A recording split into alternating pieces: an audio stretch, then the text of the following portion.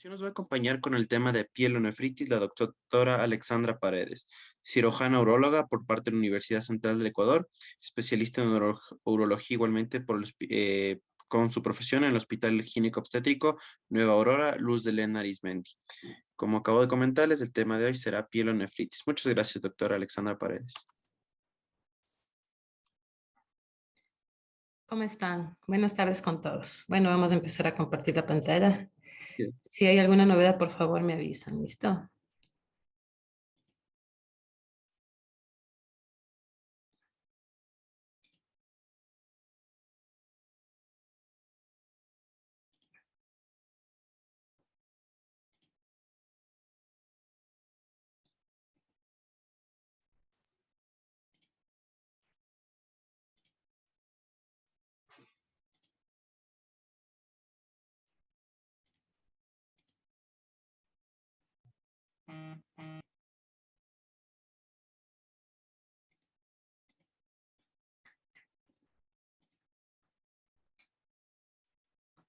Listo.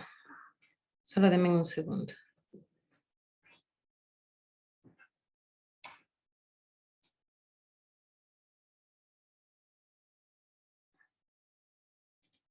Perfecto. No sé si estamos compartiendo adecuadamente la pantalla. Sí, doc, sí podemos ver completamente su pantalla. Muchas gracias. Perfecto, listo. Vamos a comenzar. Bueno, buenas tardes con todos.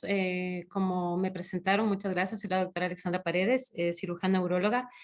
Agradeciendo a Coexpo por la invitación para poderles hablar un poquito sobre el tema que me han asignado para la tarde de hoy, pielonefritis. Y vamos a empezar.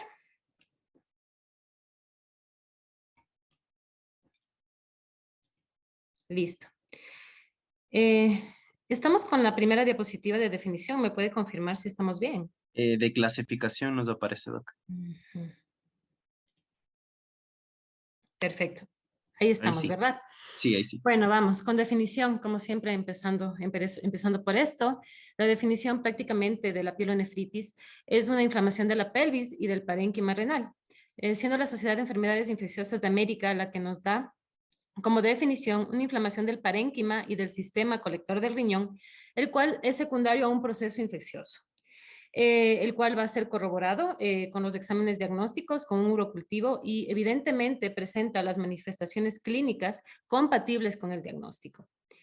Se da prácticamente por la llegada de enterobacterias a los riñones, ya sea por vía urinaria ascendente, es decir, desde una cistitis llegan hacia los riñones, o por vía hematógena, que es menos frecuente, pero también se puede dar, y que generalmente los microorganismos que encontramos en estos casos, estamos hablando del estafilococo aureus y cándida, ¿no? Que ya posteriormente vamos a conversar un poquito más sobre eso. Muy bien, en cuanto a clasificación, es importante clasificar a la pielonefritis aguda en no complicada y complicada. Esto va de la mano con muchos cambios, tanto en el diagnóstico como el tratamiento y seguimiento de estos pacientes. La pielonefritis aguda no complicada es la forma más frecuente y se da cuando no existen anomalías estructurales ni funcionales de la vía urinaria. Además, que no exista una historia de instrumentación o infección recurrente, porque ya estaríamos hablando de una infección urinaria multiresistente posiblemente, y eso ya la cataloga en el otro tipo de pielonefritis. Además, la pielonefritis no complicada se presenta en mujeres jóvenes, menores de 50 años, sanas y no embarazadas. Esos son los criterios para estar dentro de este grupo o de este criterio diagnóstico. La pielonefritis complicada, en cambio, se encuentra asociada a una condición que aumenta el riesgo de complicaciones o un fracaso terapéutico. ¿Sí? Aquí es importante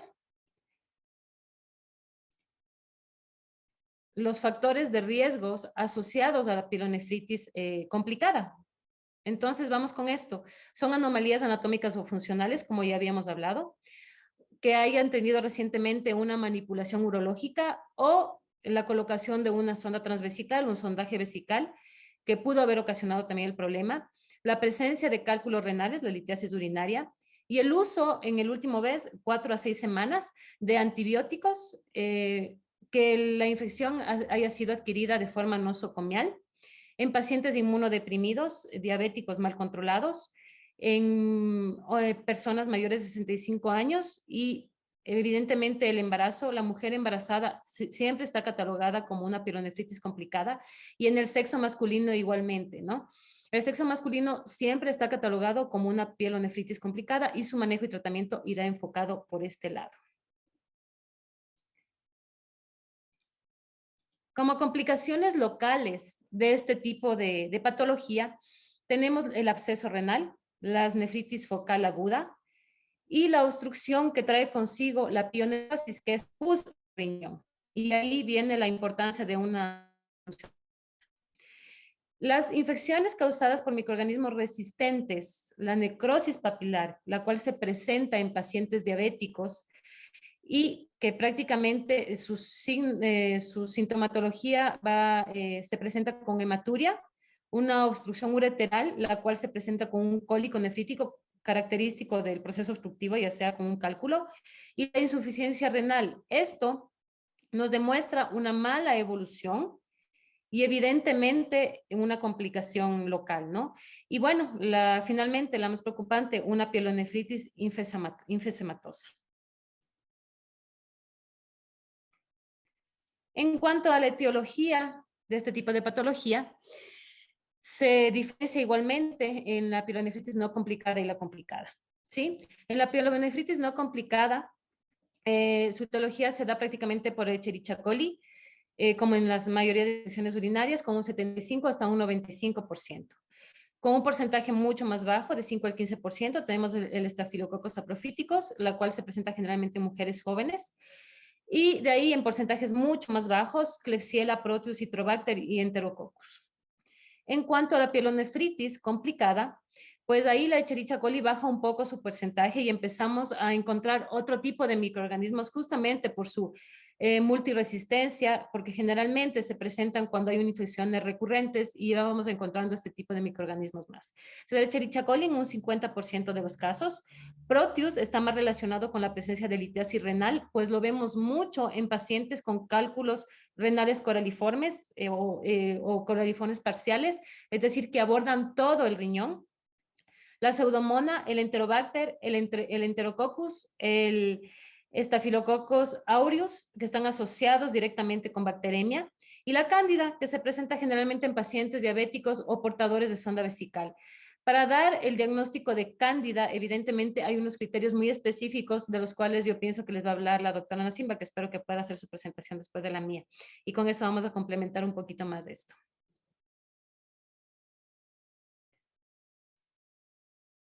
En cuanto a las manifestaciones clínicas, bueno, la fiebre es uno de los signos los más importantes, los síntomas más importantes en estos pacientes y tiene que ser mayor de 38 grados. Se presenta con escalofríos, malestar general, en la gran mayoría náusea que llega al vómito. El dolor en el ángulo costovertebral, el dolor lumbar unilateral generalmente, porque generalmente se presenta uno de los dos riñones, el cual se irradia hacia el flanco, hacia la fosa ilíaca ipsilateral o incluso hacia el epigastrio, ¿sí? Los síntomas urinarios bajos clásicos de una cistitis, ardor miccional, tenesmo, polaquiuria, disuria, se presentan solo en el 30% de los casos. Entonces, evidentemente, nosotros no podemos llegar a, a nuestro paciente y preguntarle, y si nos dice que no ha tenido síntomas urinarios, descartar la posibilidad de una pielonefritis. Pues ya vemos que solo el 1/3 de los pacientes presentan estos síntomas previos o durante el episodio de la pielonefritis. Les he puesto aquí los adultos mayores inmunodeprimidos en un recuadro especial, porque estos pacientes por su inmunodepresión generalmente no presentan estos síntomas como la fiebre y los escalofríos, entonces nos deja más aún complicado el diagnóstico, ¿no?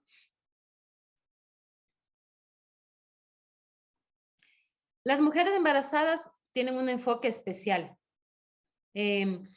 y hay que ponerles una atención especial. ¿Por qué? Porque tenemos efectos adversos que van con doble problema. Tenemos el problema en la madre con una anemia, una insuficiencia renal o respiratoria, y en el feto con una amenaza de un aborto o un parto pretérmino. Entonces, por eso la importancia de catalogarla siempre a las mujeres embarazadas con una pielonefritis como una pielonefritis complicada. Su diagnóstico y su tratamiento evidentemente va a ser distinto que en el resto de la población.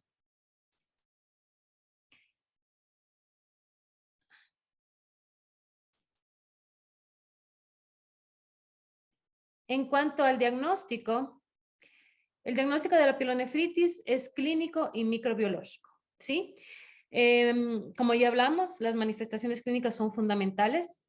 En cuanto al diagnóstico en laboratorio, tenemos tanto en la orina centrifugada como en las tiras reactivas, con un 90% de sensibilidad, la presencia de leucocituria, piuria y bacteriuria.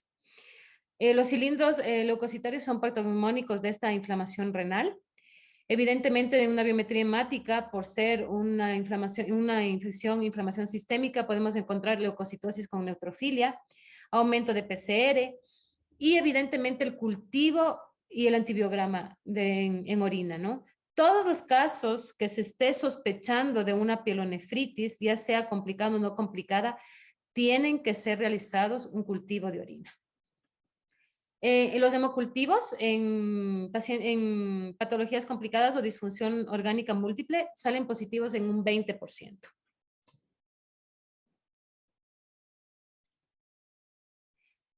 Bueno, me pareció interesante esta tabla que nos hablaba sobre el rendimiento diagnóstico de los análisis en orina. Tenemos el análisis en orina centrifugada. Ustedes ven que tiene una sensibilidad del 82 a un 97%. El urocultivo de un 50 a un 95%. Su sensibilidad baja de forma importante cuando los pacientes ya han recibido antibióticos previos. Las variedades de inmersión con un 75 a un 96%, y el gramo de orina sin centrifugar con un 81 a un 95%. Como vemos, tenemos una sensibilidad alta en el diagnóstico, ¿no? Siempre tenemos el problema de tener pacientes que ya se han automedicado, y eso de ahí pues nos hace que el diagnóstico se nos pueda complicar un poco.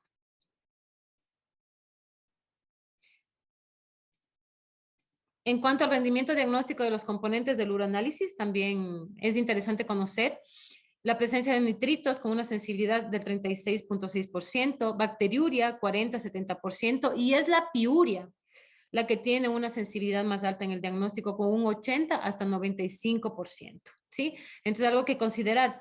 Muchas veces encontramos bacterias, una cruz o nitritos negativos, y prácticamente eso no deja de lado el pensar que podemos estar frente a una pielonefritis aguda. Es importante conocer que el recuento bacteriano en el urocultivo con un igual o más de 10 a la cuarta unidades formadoras de colonia por ml en una muestra de orina de la mitad de la micción en pielonefritis en mujeres. En cuanto en hombres, pues la presencia de una muestra de orina de la mitad de la micción en hombres con síntomas, evidentemente ya con 10 a la cuarta de unidades formadoras de colonia, ya nos da un diagnóstico de que es un urocultivo positivo. Los estudios de imagen en realidad en la pielonefritis no están indicados en todos los casos, ¿sí?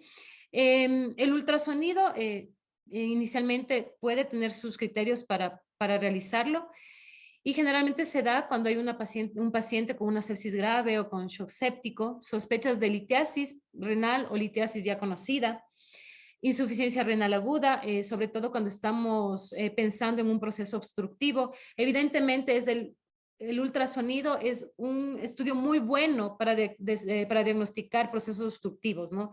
Evidenciar una ectasia o una hidronefrosis en una ecografía siendo operador dependiente, tiene una muy buena sensibilidad. Más el diagnóstico de una litiasis renal, de una litiasis renal o incluso de abscesos menores de 2 centímetros se vuelve bastante complicado.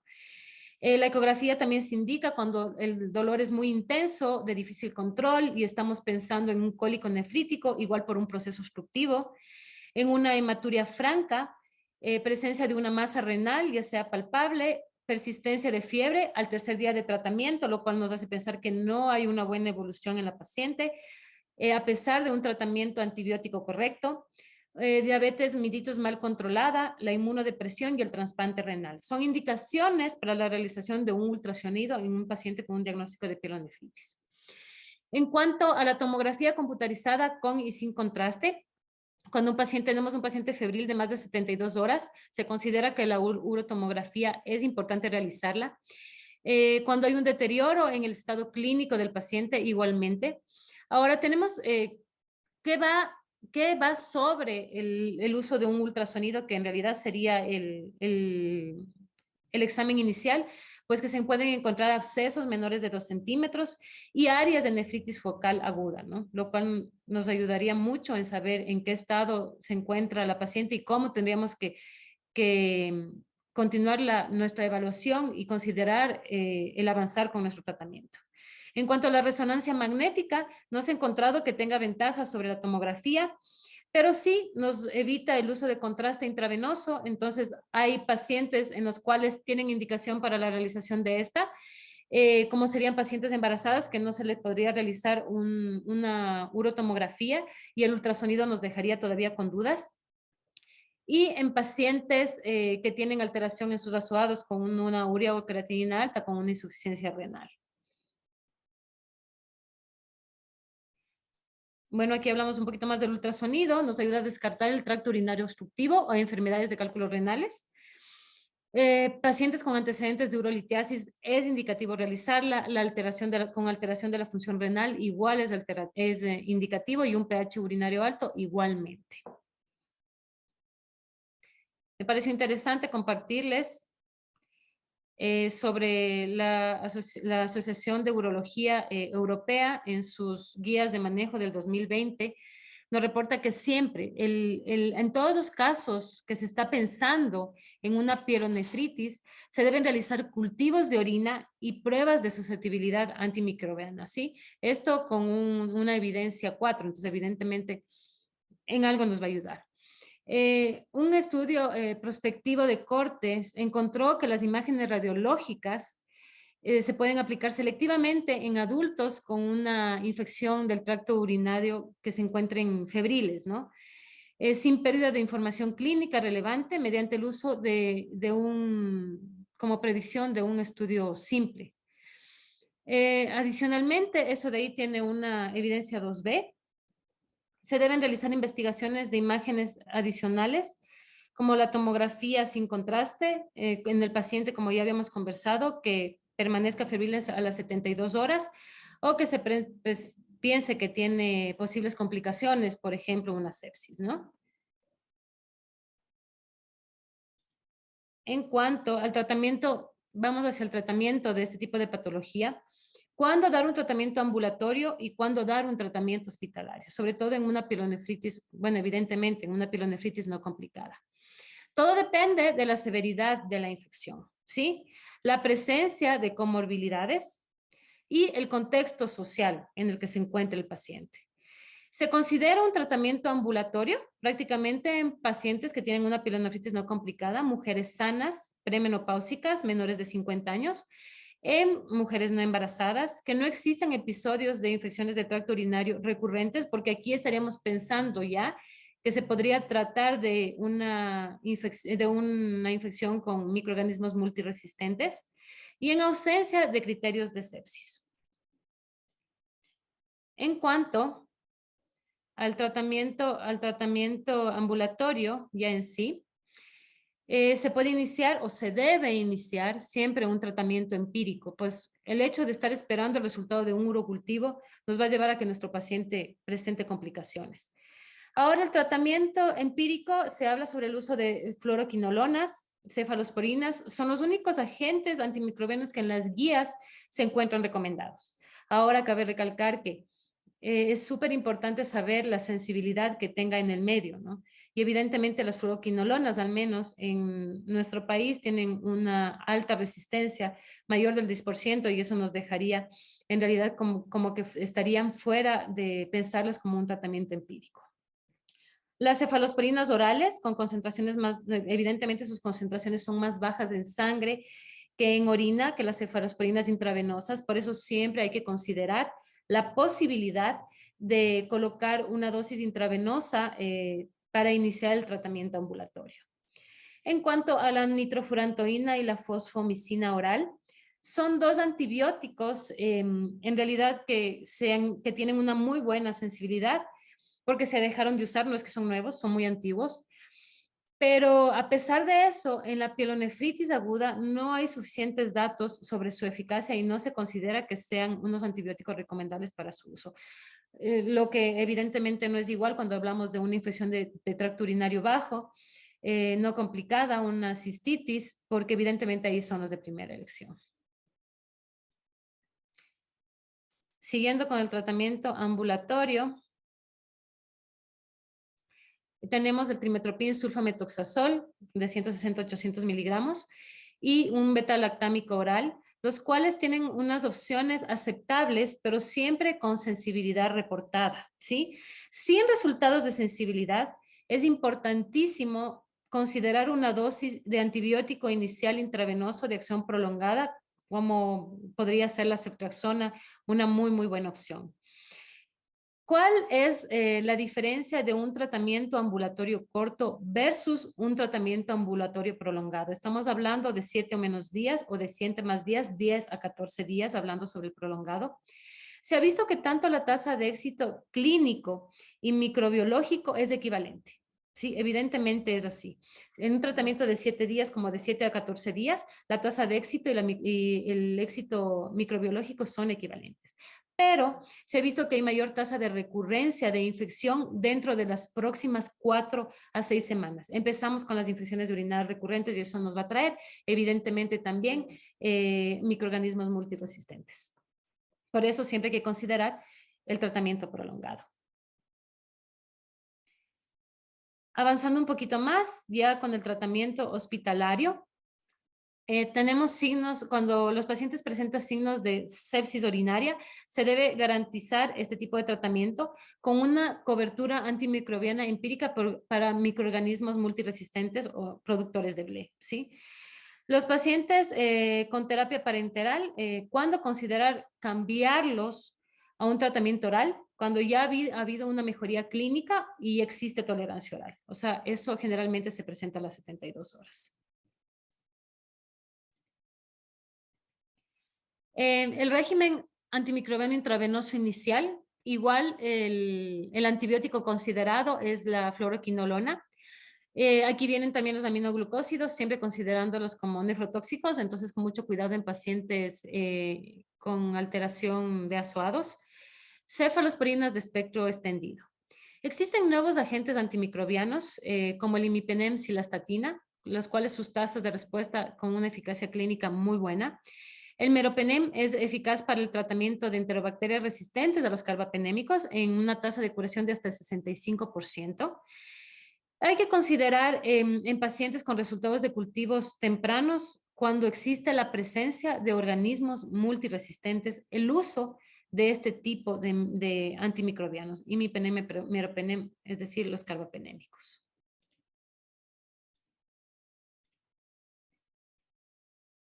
Continuando con nuevos antimicrobianos, tenemos el ceftolozano con tazobactam, el cual tiene un estudio fase 3 con un total de 1.083 pacientes evaluados, con un diagnóstico de una infección de tracto urinario complicado o pielonefritis aguda, los cuales tuvieron mejor respuesta que la levofloxacina.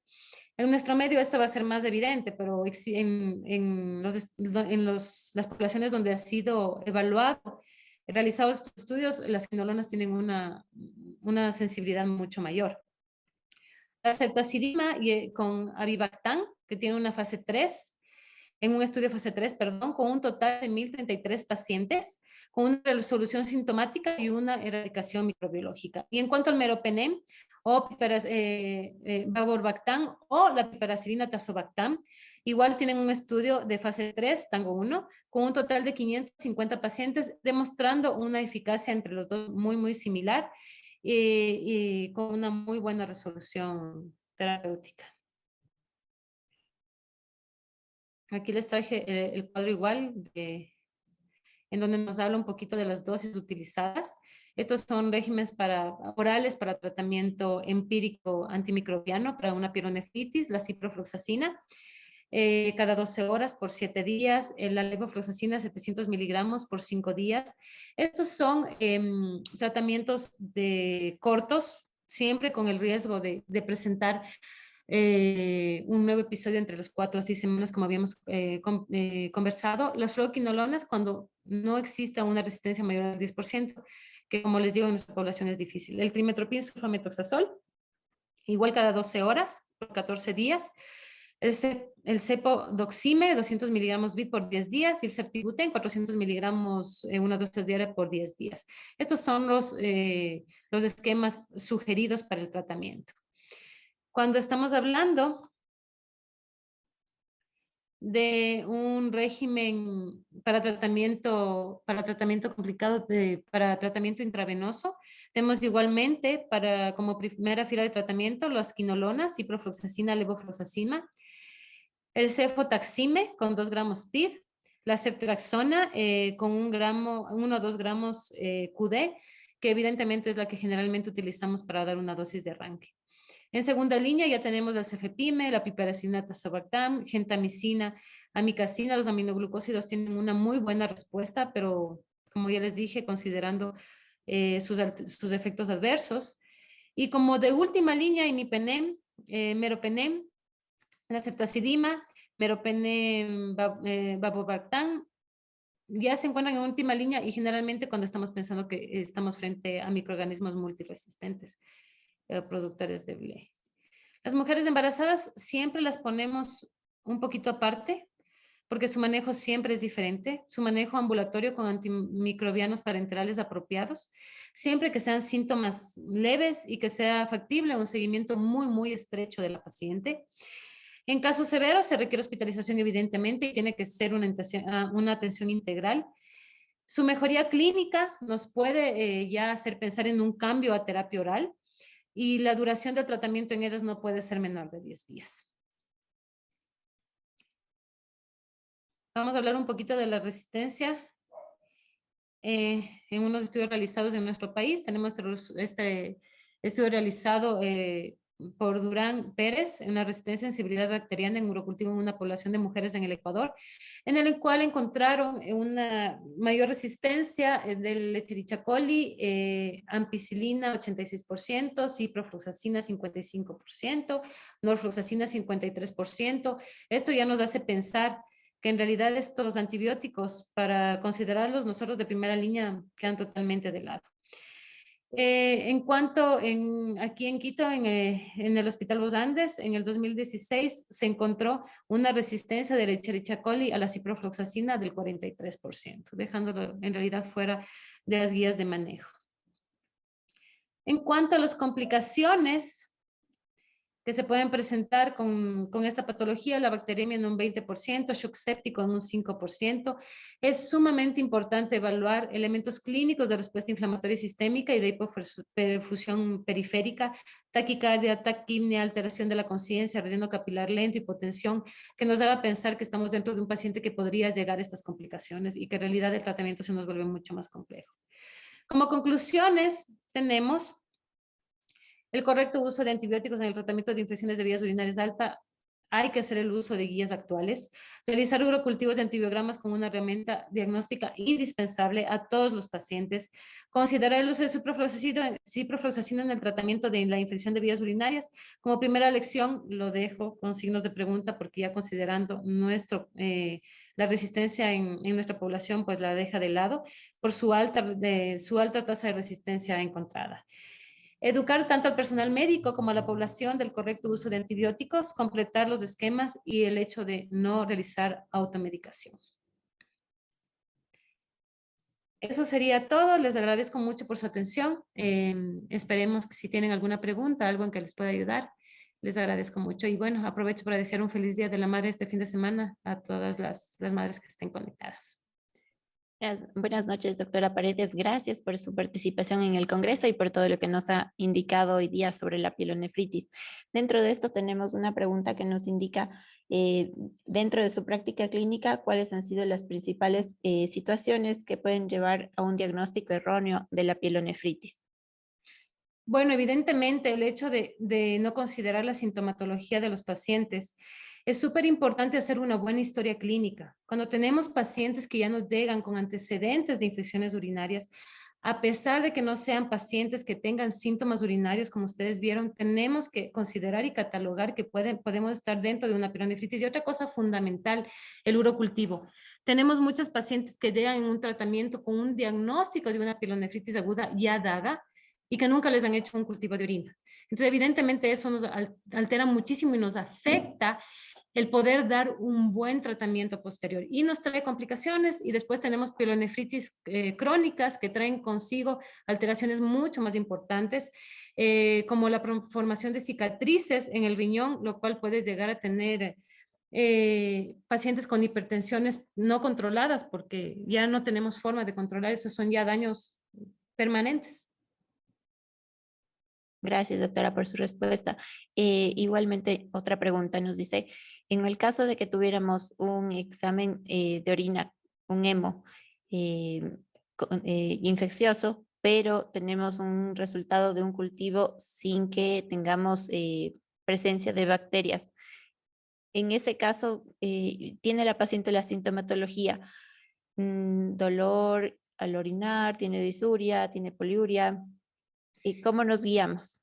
Si es una paciente que ha tenido sintomatología urinaria y es una paciente que presenta los otros criterios, paciente febril, el dolor que evidentemente me están reportando que lo podría tener, pues ya se lo cataloga como una pielonefritis. El cultivo es fundamental, pero muchas veces, como ustedes ven, hay un porcentaje que no tienen, que su sensibilidad baja. Entonces, ¿cuáles son las causas para estos? Generalmente son pacientes que se automedican. Entonces llegan con 1 o 2 dosis de antibióticos y evidentemente ya no vamos a cultivar nada.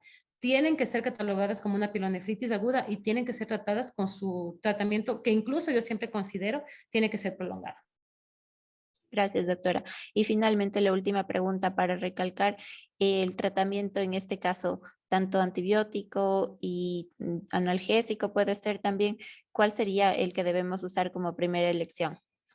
Si tenemos un paciente que evidentemente ya necesita tratamiento hospitalario, siempre tenemos que considerar el uso de la ceftriaxona e incluso, bueno, quinolonas, como ya vemos, tenemos nuestra dificultad. En todas las guías vamos a encontrar que es el de primera línea, pero lamentablemente en nuestro medio las cosas van de otra forma. Tenemos el uso de la ceftriaxona como una dosis, como el antibiótico con dosis prolongada para darlo y después continuar con el tratamiento ambulatorio o dar su tratamiento por 3 días hasta tener el resultado del cultivo y que de ahí evidentemente ya tendremos un resultado de un antibiograma que nos va a llevar ya más certero el tratamiento. En cuanto al tratamiento analgésico, es fundamental.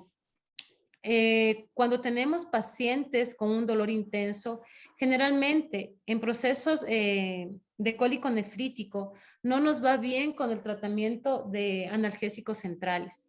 Generalmente nosotros tenemos que intentar usar un AINE, va mucho mejor. Evidentemente, tiene sus criterios para su uso. Si es un paciente que tiene problemas, una insuficiencia renal, que esté fuera de esto, pues consideremos otra cosa. Pero caso contrario, los AINES, el ketorolaco, diclofenaco, son los de primera línea para un dolor considerado como un cólico nefrítico. Gracias, doctora. Muy amable por toda su exposición. Fue muy enriquecedora para nuestro congreso y esperamos contar con usted en una próxima ocasión. Muy amables. Muchas gracias a ustedes. Buena tarde. Gracias, doctora. Buena tarde.